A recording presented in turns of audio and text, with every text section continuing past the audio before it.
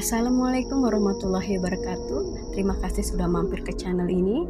Semoga kalian yang mendengarkan selalu diberikan kesehatan dan kelancaran rezekinya. Untuk kali ini menceritakan tentang satu kelompok hadroh yang diundang ke pernikahan jin muslim. Bagaimana ceritanya? Mari kita simak bersama-sama. Namaku Raffi, pemimpin kelompok hadroh kecil di kampungku. Kami biasanya mengisi acara tahlilan, khitanan, atau kadang pernikahan kecil-kecilan. Malam itu, sebuah undangan datang dengan cara yang aneh. Seorang lelaki tua tidak dikenal muncul di depan rumahku, tepat setelah maghrib. Wajahnya ramah, tapi ada sesuatu yang janggal. Ia tidak pernah berkedip. Anak-anak hadroh dari kampung ini besok malam kami undang ke pesta pernikahan keluarga kami, ucapnya datar namun sopan. Tempatnya mungkin sedikit jauh dari sini, tapi upahnya insya Allah pantas. Ia mengeluarkan uang muka, benar-benar uang asli, 100 ribuan tebal, wangi seperti baru diambil dari bank.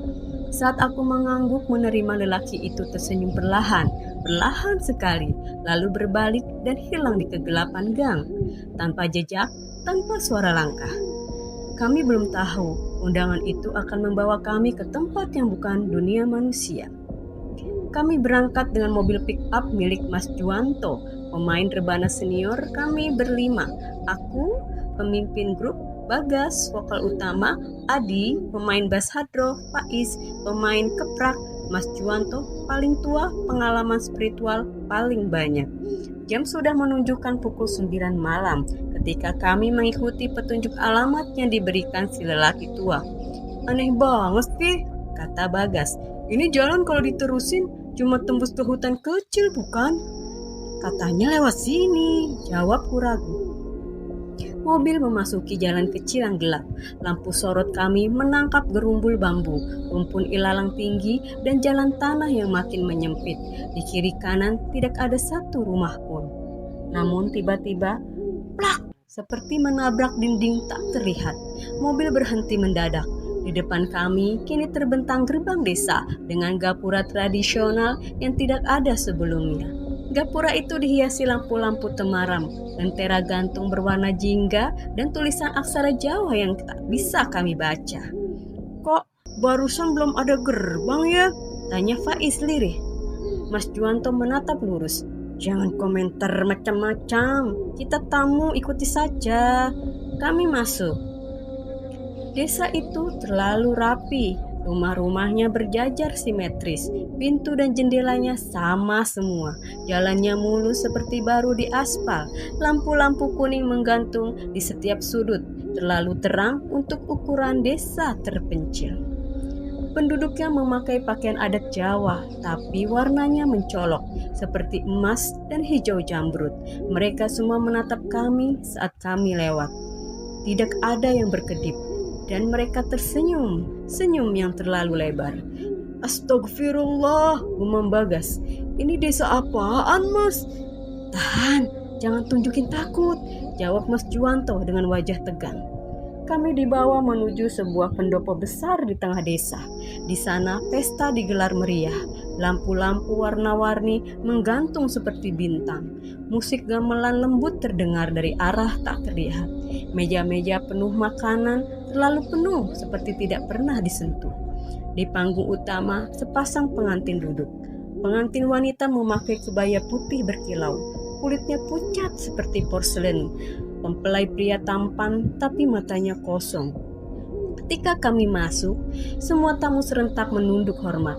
Suasana itu begitu megah, namun terasa sangat salah. Kami diminta duduk di panggung kecil di samping pelaminan. Seorang lelaki berwajah pucat mendekat. Silakan mulai setelah saya berisyarat, ucapnya lembut. Lalu ia menoleh sebentar dan wajahnya berubah samar. Bola matanya mengecil seperti mata kucing. Aku memegang daf erat-erat. Ketika isyarat itu datang, kami memainkan sholawat. Shollu ala nabi. Anehnya, suara hadroh kami menggema terlalu panjang, seperti dipantulkan langit kosong. Tamu pesta mulai bergoyang perlahan, mengikuti irama, tapi gerakannya tidak wajar. Kaku serempak seperti boneka, diatur dari satu tangan. Angin dingin berhembus, lampu-lampu padam berkedip, bayangan para tamu memanjang di lantai, lebih panjang dari tubuh mereka sebenarnya. Bagas berbisik keras di sela nyanyian. Ini bukan manusia. Aku hanya bisa terus bersolawat, menjaga suara stabil meski jantung berdegup tidak karuan. Namun, sesuatu yang aneh terjadi. Semakin kami bersolawat, semakin tenang suasana pesta itu. Raut wajah para tamu menjadi damai. Bahkan si pengantin wanita meneteskan air mata. Mas Juanto berbisik pelan. Mereka jin, tapi mereka menghormati sholawat. Jangan berhenti, ini yang membuat mereka ramah. Puncak di pesta tiba. Mereka meminta kami memainkan satu sholawat terakhir. Saat irama dimulai, tiba-tiba para tamu berdiri. Dan akhirnya kami melihat kejanggalan paling jelas. Kaki mereka tidak menapak tanah. Beberapa melayang 2-3 cm di atas tanah. Beberapa bahkan lebih tinggi. Faiz hampir menjatuhkan kepraknya, tapi aku menahan bahunya agar tetap stabil. Lagu selesai, semua tamu serentak menunduk hormat pada kami. Lalu, lelaki tua yang mengundang kami kemarin muncul di depan panggung. Terima kasih, para tamu manusia, kalian telah membawa keberkahan kepada anak kami yang menikah malam ini. Ia tersenyum lebar, lebih lebar dari manusia biasa. Tolong terima ini sebagai tanda rasa hormat. Ia memberikan amplop tebal, sangat tebal. Setelah itu, mereka menyediakan makan malam untuk kami. Makanan di meja besar, sate, gulai, tumpeng, es buah. Semuanya tampak lezat. Namun, Mas Juanto menggeleng cepat. Jangan dimakan, bisiknya. Apapun yang terlihat enak di tempat seperti ini, belum tentu untuk manusia. Kami hanya meminum air putih kemasan yang kami bawa sendiri. 1 jam kemudian, pesta berakhir. Kami naik kembali ke mobil. Ketika keluar dari desa, jalan di belakang kami berubah. Seluruh desa hilang, tinggal hutan gelap seperti semula. Seolah-olah desa itu tidak pernah ada. Di rumahku, kami membuka amplop itu di dalamnya. Uang asli, 100 ribuan baru, total 7 juta rupiah. Kami memeriksanya ke minimarket, ke ATM setor tunai, semua valid, semua diterima mesin. Namun, hal paling aneh baru terjadi setelahnya. Laki-laki tua yang mengundang kami tidak pernah terlihat lagi di kampung manapun.